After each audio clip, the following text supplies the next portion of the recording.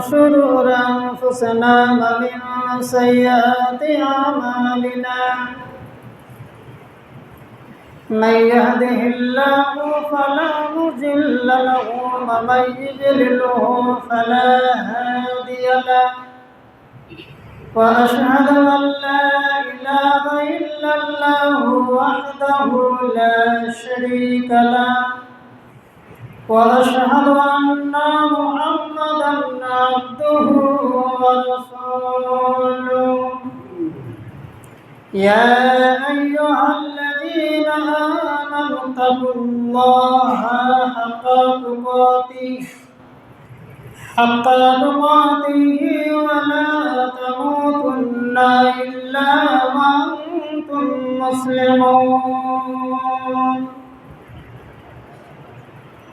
يا أيها الناس اتقوا ربكم الذي خلقكم من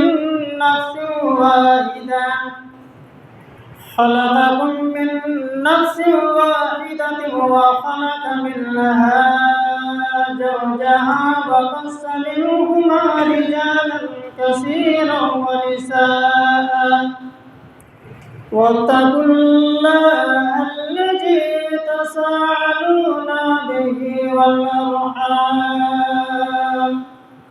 إن الله كان عليكم رقيبا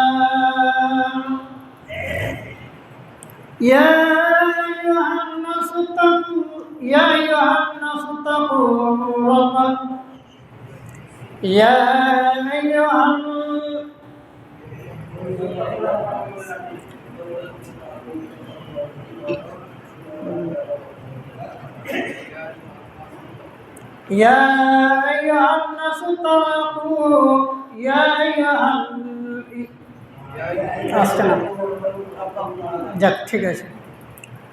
أما بعد فإن خير الحديث كتاب الله وخير الهدي هدي محمد صلى الله عليه وسلم وشر الأمور محدثاتها وكل محدثة بدعة وكل بدعة ضلالة وكل ضلالة في النار أعوذ بالله من الشيطان الرجيم بسم الله الرحمن الرحيم قاف والقرآن المجيد بل عجبوا أن جاءهم منذر منهم فقال الكافرون هذا شيء عجيب أإذا متنا وكنا ترابا ذلك رجل بعيد قد علمنا ما تنقص الأرض منهم وعندنا كتاب حفيظ بل كذبوا بالحق لما جاءهم فهم في أمر مريج أفلم ينظروا إلى السماء فوقهم كيف بنيناها وزيناها وما لها من فروج والأرض مددناها وألقينا فيها رواسي وأنبتنا فيها من كل زوج بهيج تبصرة وذكرى لكل عبد منيب ونزلنا من السماء ماء مباركا فأنبتنا به جنات وحب الحصيد والنخل باسقة لها طلع نضيد رزقا للعباد وأحيينا به بلدة ميتا كذلك الخروج كذبت قبلهم قوم نوح وأصحاب الرس وثمود وعاد وفرعون وإخوان لوط وأصحاب الأيكة وقوم تبع كلهم كذب الرسل فحق وعيد أفعينا بالخلق الأول بل هم في لبس من خلق جديد.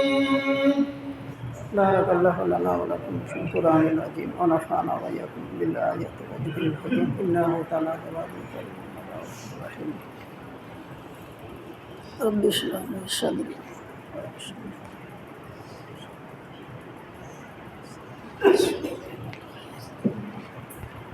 الحمد لله نحمده ونستعينه ونستغفره ونؤمن به ونتوكل عليه ونعوذ بالله من شرور أنفسنا ومن سيئات أعمالنا من يهده الله فلا مضل له ومن يضلله فلا هادي له وأشهد أن لا إله إلا الله وحده لا شريك له وأشهد أن محمدا عبده ورسوله أرسله بالحق بصيرا ونذيرا وداعيا إلى الله بإذنه وسراجا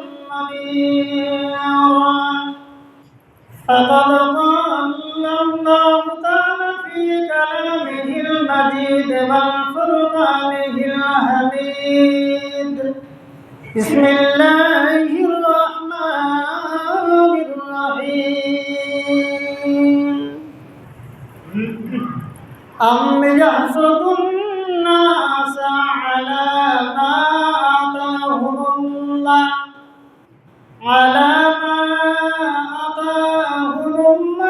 من فضله وعن أبي هريرة رضي الله عنه أن النبي صلى الله عليه وسلم قال إياكم والحسد فإن الحسد يأكل الحسنة كما تأكل النار الحطب أو قال الأصبع رواه পাখিরা আকাশে উড়ে দেখিয়া হিংসায় পিপিলিকা দল বিধাতার কাছে বাধা চায় পাখিরা আকাশে উড়ে দেখিয়া হিংসায় পিপিলিকা দল বিধাতার কাছে পাখা যায় বিধাতা দিলেন পাখা দেখো তার ফল আগুনে পুড়িয়া মরে পিপিলিকা দল মশক বিধির কাছে সুকণ্ঠ মাগিল মশক বিধির কাছে সুকণ্ঠ মাগিল গীত শক্তি দিল বিধি দেখো তার ফল নরকর ঘাতে মরে মশক সবল। সমাবেত মুসলিম সমাজ, সর্বাগ্রে সর্বপ্রথমে সেই মহান করুণাময় আল্লাহ পাকের শানে কৃতজ্ঞতা শুকরিয়া জ্ঞাপন করছি যে আল্লাহ রাব্বুল আলামিন তার অশেষ কৃপায় তার অশেষ রহমতে আমাদেরকে সালাতুল জুমা তথা জুমার নামাজ আদায় করার জন্য মসজিদে আসার তৌফিক এনায়েত করেছেন। এই জন্য সকলেই অন্তরের অন্তরস্থল থেকে বলি আলহামদুলিল্লাহ। অতঃপর আমাদের ধর্মের গুরু কর্মের শিরা মহাত্মা মহাপুরুষ নবীকুল শিরোমণি জনাবে মুহাম্মদ রাসূলুল্লাহ সাল্লাল্লাহু আলাইহি ওয়াসাল্লামের উপর সর্বগণী শান্তির ধারা বিবর্ষিত হোক। সকলে বলুন আল্লাহুম্মা সাল্লি আলাইহি আল্লাহুম্মা বারিক আলাইহি। ব্রাদারান ইসলাম, আপনাদের সামনে দ্বিতীয় খুতবা পাঠের পরে সূরা আন-নিসার 54 নম্বর আয়াতের একটি অংশ বিশেষ তেলাওয়াত করেছি এবং একটি হাদিস আপনাদের সামনে পাঠ করেছি। উক্ত কোরআনের আয়াত ও হাদিসকে সামনে রেখে সময় সাপেক্ষে খুতবা রেখে যথা সময়ে সমাপ্ত করব। ওমা তৌফিক ইল্লা বিল্লাহ। ভাইরা আমার, সহিহ বুখারী শরীফে ইমাম বুখারী রহমাতুল্লাহ আলাইহি একটা বাব বেঁধেছেন, একটি বাব সেটিং করেছেন। বাবটির নাম বাবু তাহরিমিল হাসাদ। বাবু তাহরিমিল হাসাদি মানে হিংসা করা হারাম। হিংসা, বিদ্বেষ, ঈর্ষা, হাসাদ ইসলামে হারাম। প্রথমে আমরা জানবো হিংসা কাকে বলে। হিংসার অর্থ হলো যে কোনো লোককে, যে কোনো মানুষকে আল্লাহ যে নিয়ামত, অনুগ্রহ, অর্থ বা সম্পদ দান করেছেন, যে কোনো লোককে, তো তার ধ্বংস কামনা করা, তার ধূলিসাৎ কামনা করা, এর নাম হচ্ছে হিংসা। হিংসাটা পৃথিবীর ব্যাপারও হতে পারে, দুনিয়াতেও হতে পারে এবং পরকালের ব্যাপারেও হতে পারে।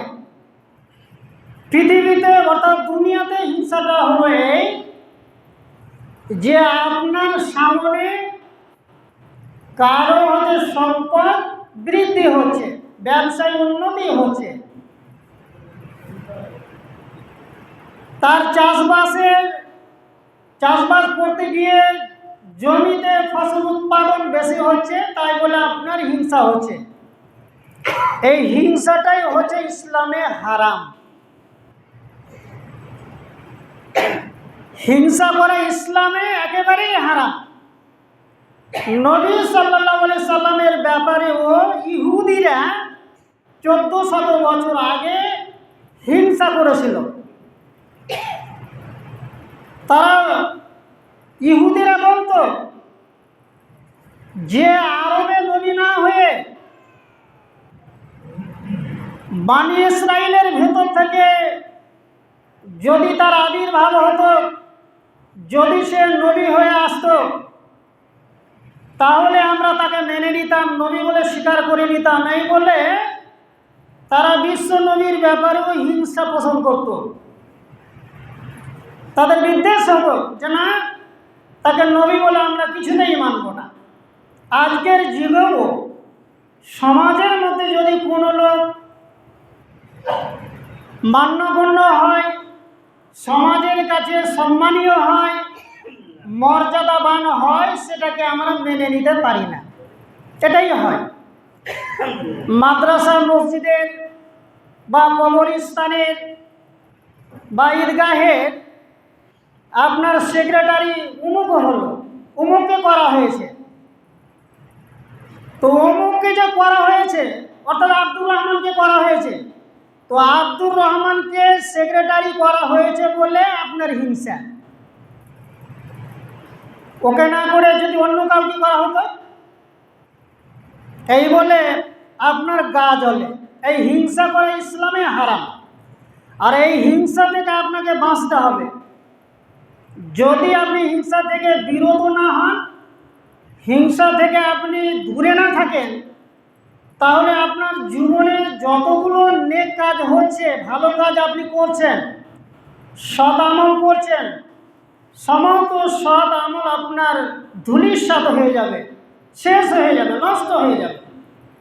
এই জন্য আপনাকে আল্লাহ পাক বলছেন যে হিংসা থেকে দূরে থাকতে হবে। ইয়াহসুদুন নাসা আলা মা আতাহুমুল্লাহু মিন ফাজলিহি। এর মানে হলো, তাহলে কি তারা অন্য লোকদের প্রতি শুধুমাত্র এই জন্য হিংসা, বিদ্বেষ, হাসাদ পোষণ করে যে আল্লাহ তাদেরকে নিয়ামত দান করেছেন, অনুগ্রহ দান করেছেন, সম্পদ দান করেছেন, অর্থ দান করেছেন। এর অর্থ হচ্ছে এই, তার মানে যে কাউকে সম্পদ দান করেছে, সেই সম্পদ শালীকে আপনি মেনে নিতে পারছেন না যে না, ওকে সম্পদ না দান করে অন্য কাউকে যদি সম্পদ দিত, ওকে মর্যাদা না দিয়ে অন্য কাউকে যদি মর্যাদা দিত তাহলে ভালো হতো। এই যে আপনার হিংসা, বিদ্বেষ, হাসাদ, ঈর্ষা, এই হিংসা, এই বিদ্বেষ করাতে আপনার কতটা ক্ষতি আপনি জানেন? আপনার কোনো খেয়াল নেই, আপনি এই ব্যাপারে ওয়াকিবহাল নন। হাদিস কি বলছে? যারা হিংসা করে তাদের নেক কাজগুলো, তাদের নেকি সমূহ, তাদের সওয়াবগুলো, তাদের নেক কাজগুলো নষ্ট হয়ে যায়, ধ্বংস হয়ে যায়। কিভাবে ধ্বংস হয়?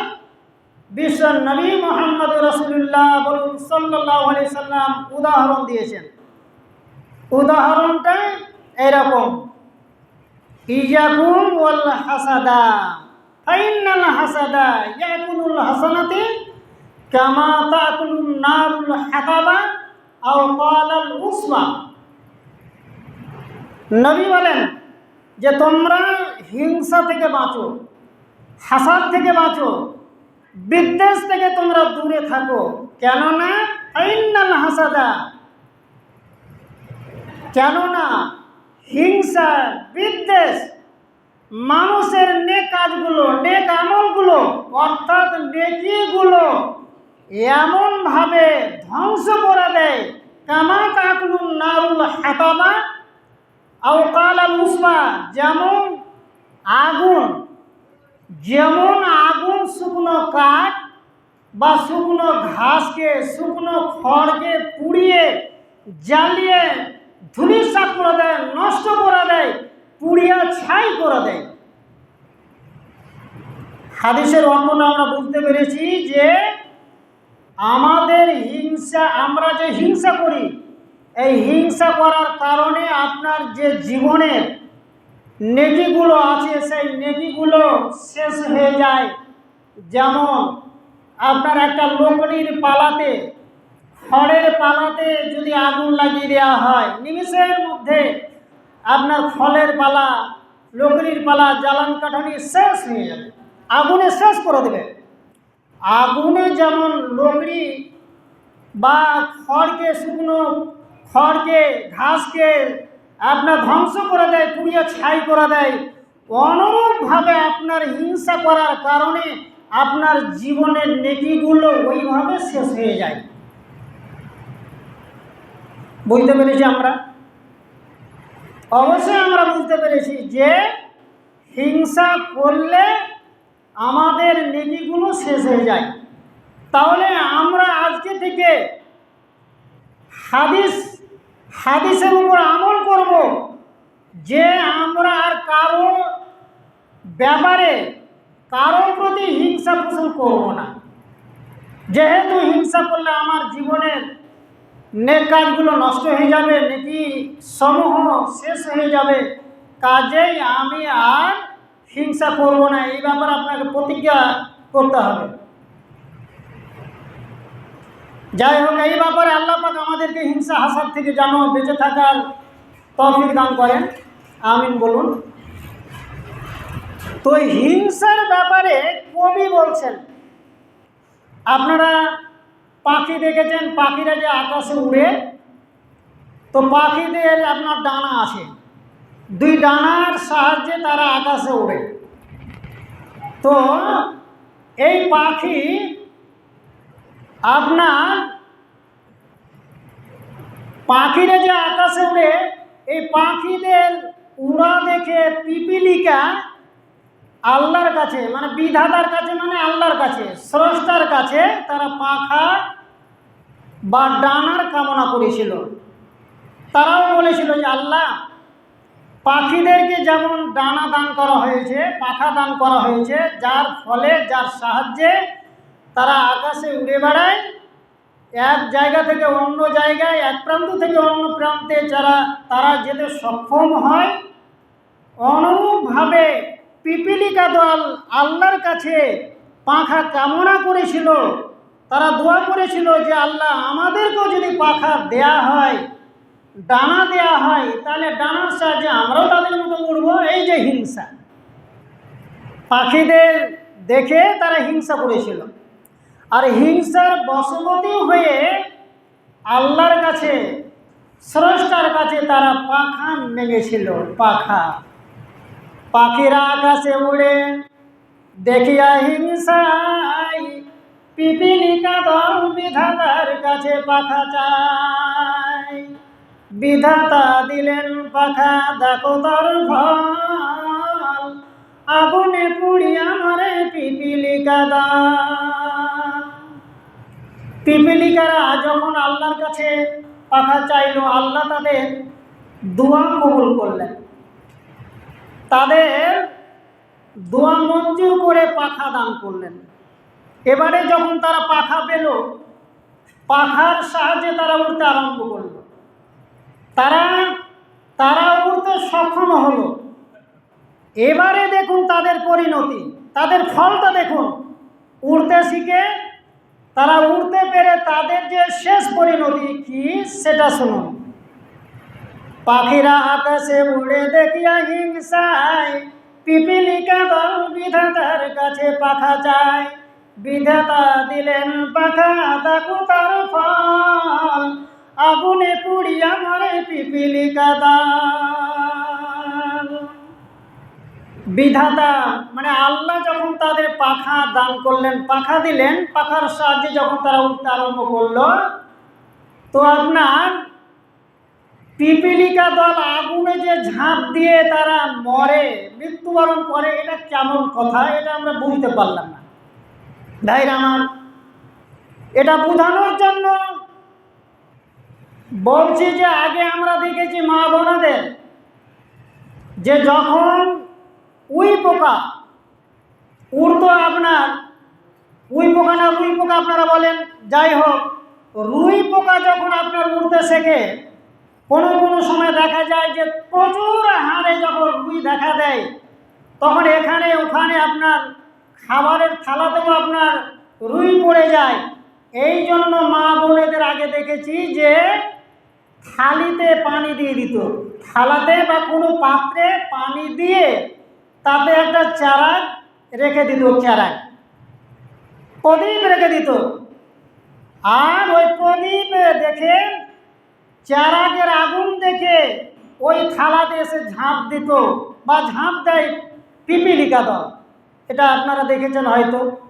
আজকের দিনে আপনারা যে ওই পোকা কী করে মারেন, কী করেন, এটা আমি এখন বলতে পারছি না আপনার, কিন্তু এটা মা বোনদের আগে দেখেছি যে এই পদ্ধতিতে, এই প্রসেসে আপনার রুই পোকা বা পিপিলিকা দলকে মারত। তাহলে তারা আগুনে ঝাঁপ দিয়ে মৃত্যুবরণ করে। যখন তারা পাখা পেল, পাখার সাহায্যে উড়তে শিখল, আর উড়তে শেখার কারণে তাদের আগুনে তাদেরকে ঝাঁপ দিয়ে মরতে হয়। তাহলে তাদের পরিণতি দেখুন। তো পিপিলিকা দল যেমন বিধাতার কাছে, আল্লাহর কাছে পাখা কামনা করেছিল, অনুরূপভাবে মশক বিধাতার কাছে সুকণ্ঠ মেগেছিল। যেমন মানুষের গলার সুর, কতজনের যে আপনার গলার সুর আল্লাহ পাক এত দান করেছিল, এত সুন্দর গলার আওয়াজ, এত সুন্দর শব্দ যে শুনলে মানুষের মন পাগল হয়ে যায়। কারি আব্দুল বাসেত উনি যখন কেরাত করেন তখন কেরাত শুনে মন একবারে মুক্ত হয়ে যায়, আরো মন চাই যে আরো কেরাত করুক, আরো শুনব। তারপরে কারি ঈদি আপনার বর্তমানে যে কেরাত করছেন বা তার কেরাত শুনে আমাদের মন পাগল হয়ে যায়, মন মুগ্ধ হয়ে যায়, মনোমুগ্ধকর কেরাত যে করেন। কারি ঈদি সাহেব আপনার মনে হয় দক্ষিণ আফ্রিকা কি কোথায় বাড়ি, যাই হোক আপনারা বেশি জানেন যারা মোবাইল ব্যবহার করছেন। তো এরকম মানুষের যে কণ্ঠস্বর, সুর দেখে, সুর শুনে, কণ্ঠস্বর শুনে মশক হিংসা করে আল্লাহর কাছে সে সুকণ্ঠ কামনা করেছিল যে মানুষকে যেমন সুকণ্ঠ দান করেছে আল্লাহ, আমাদেরকে অনুরূপভাবে সুকণ্ঠ দান করো, আমরাও গান গাইব, আমরাও গজল বলবো, আমরাও সঙ্গীত গাইব। এই বলে তারা বিধাতার কাছে, আল্লাহর কাছে সুকণ্ঠ কামনা করেছিল। বসক বিধির কাছে সুকণ্ঠ মাগিল, গীত শক্তি দিল বিধি, দেখো তার ফল, নরকর ঘাতে মরে মশক সব। আল্লাহ দেখলেন যে যখন তারা আমার কাছে সুকণ্ঠ চাইছে, সুকণ্ঠ কামনা করছে, তাই আল্লাহ দয়া করে তাদের সুকণ্ঠ দান করলেন। সুকণ্ঠ দান করার ফলে তারা গীত গাইতে লাগলো আপনার মানুষের মতোই, আপনার ভন ভন করে আপনার তাদের যে সুর, সেই সুরে আপনার সুর করে গীত গেয়ে মানুষকে যখন আপনার কামড় দিতে আসে, কামড়ায়, তখন মানুষে আপনার হাতের চাপটে, হাতের চড়ে তাকে আপনার আঘাত করে, আর তাতে তার প্রাণ যায়, জীবন নাশ হয়ে যায়। এটা হয় না? নরকর আঘাতে মানে মানুষের হাতের আঘাতে তাদের জীবন নাশ হয়। তাদের সুকণ্ঠ না থাকলে হয়তো মানুষ জানতে পারত না যে মশা যে এসে লাগলো। তো তারা যে গুনগুন শব্দ করে, আর গুনগুন শব্দ করতে এসে যে মানুষের গায়ে যখন কামড় দেয়, তখন মানুষ আপনার চপেটা ঘাত করে তাকে মারে, তখন তার জীবন শেষ হয়ে যায়। তাহলে তার পরিণতিটা দেখুন, যে যখন সুকণ্ঠ পেল, গীত শক্তি আল্লাহ পাক যখন তাদের দান করলেন, দান করার ফলে তাদের জীবন নাশ হয়ে যায় মানুষের চড়ের আঘাতে। ভাইরা আমার, বন্ধুরা আমার, এইসব কবিতা থেকে আমাদের শিক্ষা নিতে হবে যে কোনো ব্যক্তির ব্যাপারে তার সম্মান, মর্যাদা, ইজ্জত সমাজে থাকার কারণে কাউকে হয়তো আল্লাহ ধন দৌলত দিয়েছেন, এই বলে আমরা কামনা করছি, ধ্বংস কামনা করছি যে তার ধন, তার মাল ধ্বংস হয়ে যাক, তার গরু ছাগল ধ্বংস হয়ে যাক। না, তার ধ্বংস হবে না, আল্লাহ তাকে ধ্বংস করবেন না, আল্লাহ ধ্বংস না করলে।